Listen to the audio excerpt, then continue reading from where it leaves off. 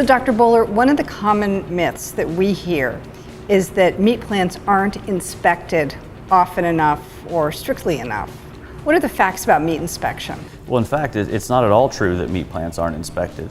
The actual facts are there's two components to meat inspection. One of those is ensuring that the animals are treated humanely and that they're offered a humane death at the time of slaughter. The other is that the products that come from those animals are safe and wholesome, free of adulteration, free of any contaminants, so that when they're sold into commerce, into a grocery store, the consumers can buy those products and be very confident that they're safe and that they're free of bacteria contamination and disease. How many inspectors are present in a typical meat plant?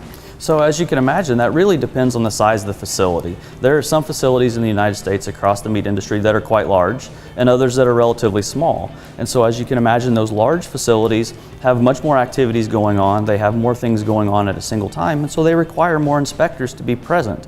As an example, some facilities will harvest as many as 1,000 pigs an hour. Others may only harvest 100 a week. And so as we're going back to our original question, if you're harvesting 1,000 pigs an hour, that requires significantly more people to be there to monitor those things, because regardless of the size and the number of the facilities, the regulations are the same, the requirements are the same, such that consumers are offered the same level of confidence from the products that come from small facilities and from large facilities.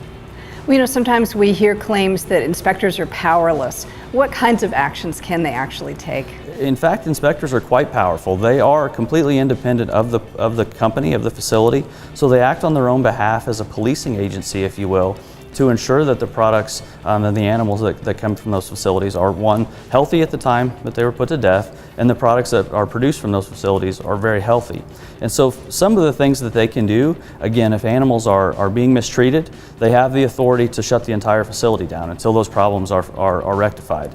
If there's a process that's producing food that's being contaminated with some way, some contaminant that shouldn't be there, they have the power to, one, to capture the food immediately that's being compromised, and additionally, they have the authority to shut down that facility, that line, until the problem has been solved. So what's your bottom line message to consumers about meat inspection? Bottom line message is, in the meat industry, all the meat that is produced is inspected. You'll see the stamp of approval that says that they've met the requirements, they've followed all the regulations, and that those meat products are very safe and have been inspected.